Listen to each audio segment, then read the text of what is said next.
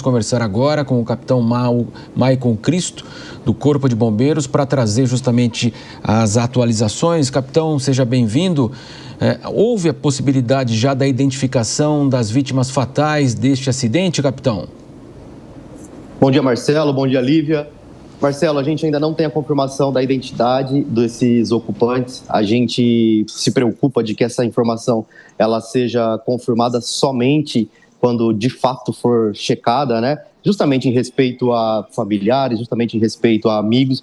A informação que a gente tem é de que essa aeronave é de propriedade do Rio Grande do Sul, que esse voo ele decolou hoje de manhã do Campo de Marte com destino a Porto Alegre, no Rio Grande do Sul, e a gente aguarda de fato a confirmação de a identidade de quem eram os ocupantes dessa aeronave.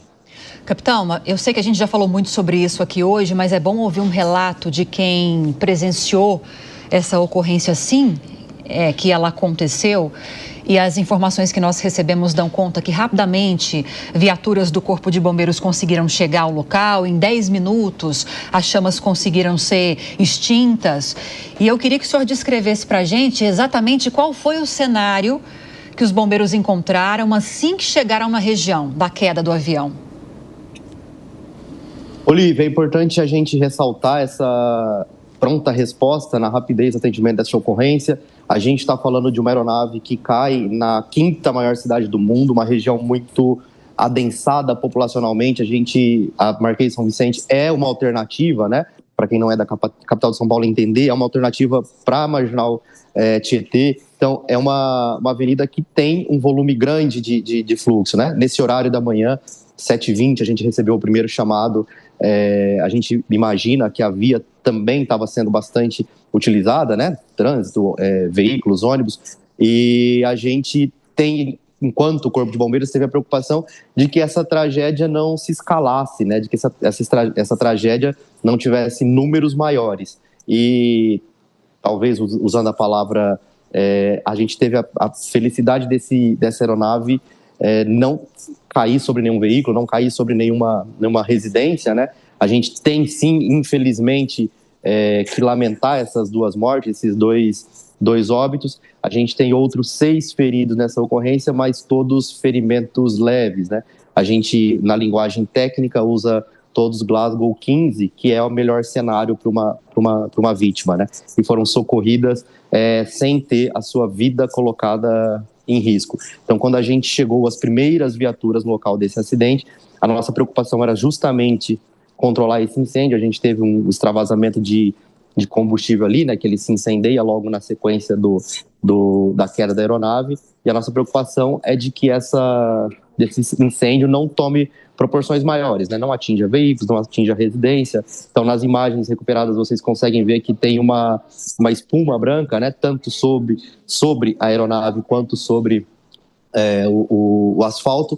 É o nosso líquido gerador de espuma, né, LGE. A gente cria essa película ali para controlar incêndio em líquidos combustíveis, e nesta ocorrência a gente teve essa preocupação de usá-lo e foi utilizado com sucesso para extinguir o incêndio nos primeiros minutos logo após a queda. Capitão, claro que o CENIPA vai fazer toda a investigação do caso, né? O que aconteceu, o que motivou para nós chegarmos nesse cenário. Mas muito se falou também lá no local, até os bombeiros e também a polícia, da tentativa de um pouso até forçado justamente na Marquês de São Vicente. Fica, de fato, caracterizado isso? Isso pode ter acontecido mesmo?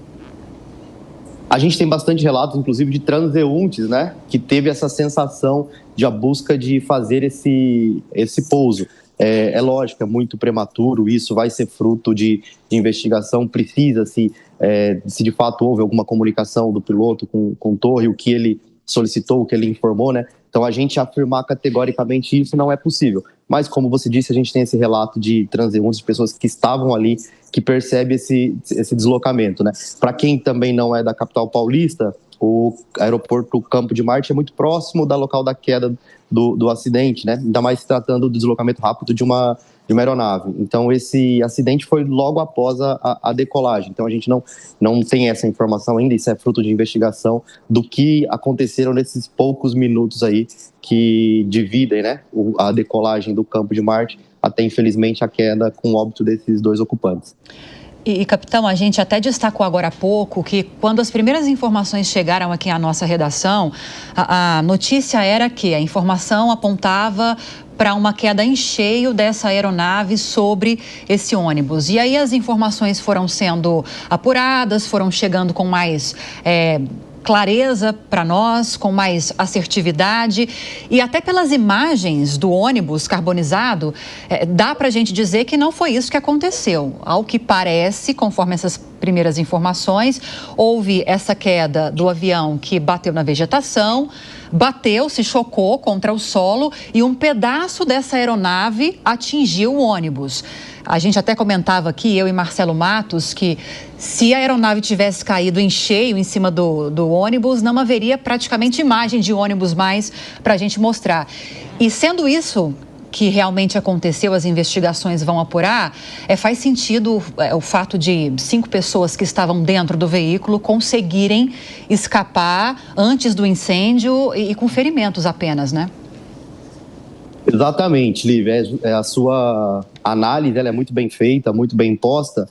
Quando a gente, nos bancos escolares ainda, né, estuda cinemática do trauma, e para falar numa língua mais entendível, a gente, quando chega num acidente, a gente, de acordo com o que a ferragem nos mostra, a gente consegue ter uma noção da velocidade que aquele veículo estava, de onde aquele veículo chocou, para onde ele se deslocou, se houve capotamento. Tudo isso são indicativos que a gente estuda nessa matéria de cinemática do trauma, né? E a gente percebe, pelos destroços da aeronave, que ele estava numa velocidade, lógico, né, de um avião estar conseguindo realizar um voo. Então a gente percebe que os destroços da aeronave, né, a destruição da aeronave, ela é muito maior do que a destruição, a vida no ônibus. E a destruição do ônibus, ela mostra pra gente que ela está mais relacionada a esse incêndio que se sucedeu logo após a queda. Então são cinemáticas distintas. O ônibus estava parado, não foi atingido pela aeronave, ele é atingido somente por destroços, e a aeronave, sim, em alta velocidade, se choca com o solo, por isso essa destruição muito maior também.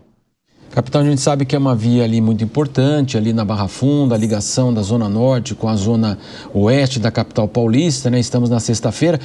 Aquele trabalho emergencial já aconteceu, da polícia, dos bombeiros, e agora fica a questão do CENIPA fazer sua análise e aí haverá a liberação da via. Quer dizer, é isso que os bombeiros aguardam, não há nenhuma possibilidade de ignição, tudo aquilo já foi solucionado, como o senhor falou. É uma ocorrência multiagência, né? Envolve órgãos distintos, tanto de governo do estado, governo federal, prefeitura, municipal também. A nossa preocupação primeira do Corpo de Bombeiros é justamente o resgate de vítimas, né? E nesse momento isso já foi realizado. A nossa preocupação também era com esse incêndio se alastrar.